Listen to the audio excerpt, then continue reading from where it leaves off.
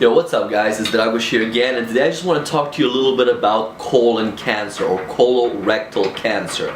Now, by no means am I a family doctor or a professional in this area. I just know a little bit about it, and I just want to make everybody out there aware of it, kind of educate as much as I can to give people an idea and to really encourage you to go and test yourself, especially if you're over 50 and you have a family history of colon cancer.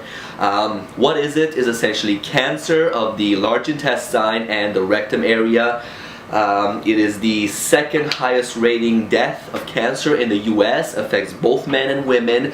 And why does it happen? Well, like I said, you're over 50 and you have a family history of colon cancer, you're more probable to get it. But if you're also not exercising enough, you have a lot of fat accumulated, especially on the midsection, you eat a high amount of processed meats and red meats and all these meats that are cooked at high temperatures.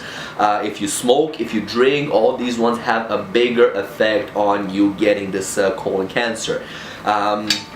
What are the warning signs? Really, to get early warning signs for colon cancers, there really aren't any, and this means that if you do catch it early from a test, then it's easy to treat. When the warning signs start coming in, it's more and more difficult to treat colon cancer. And what are these warning signs? Essentially, you find blood in the stool, you start losing weight unexpectedly, you get fatigued, you have diarrhea or constipation. All these different things are red flags that you might have something. It's a good idea to go and get yourself checked.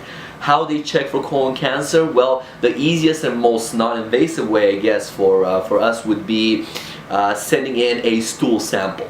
You know, if you're not suspect that you have it, you just want to get yourself checked, or maybe you're kind of suspecting it, you gotta give a stool sample, the lab checks it. If they find any kind of blood within your stool, then you are going for step number 2, which is the most precise way of checking for colon cancer, and that's a colonoscopy. Essentially, they get this huge stick with a camera at the end, stick it up your butt, and they start looking in there for polyps. Now, polyps are not uncommon to have in your large intestines. However, some of them are harmless, some of them are not. If these polyps evolve into cancerous cells, then you pretty much need to get those things removed and get them taken care of, because it's a sure way to ending up in the graveyard. So you do not want that. Talk to your doctor, get yourself checked. Like I said, if you're over 50, if you have a family history of colon cancer, get yourself checked. Do not risk it.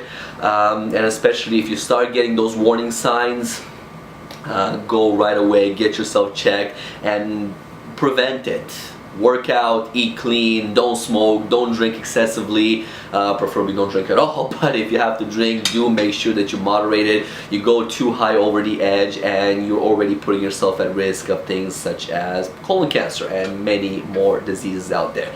So again, I'm not trying to say that I'm in any way a professional about this. This is just kind of like the tip of the iceberg. You should really go and talk to your doctor if you want to get more information about colon cancer, but I just want to put it out there to let everybody know that this is a serious thing. It's very common out there. People do get checked for it quite often, especially if you work in a hospital. You would know how often people get checked for it, because really nobody wants to have cancer, colon cancer, any kind of cancer, so everybody wants to be on the safe side. But do educate yourself, go out there, research a little bit on it, ask your parents, ask your grandparents, or whoever you know from your family line. Has it been in your family line? If it has, you already know you're at a higher risk of developing it.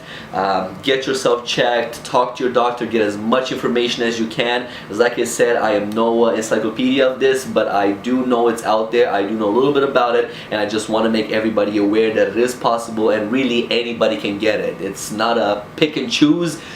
Whoever, if you're living, if you're breathing, if you're eating, if you're drinking, you have a possibility of getting that colon cancer. So stay safe, guys. Go and get yourselves checked out.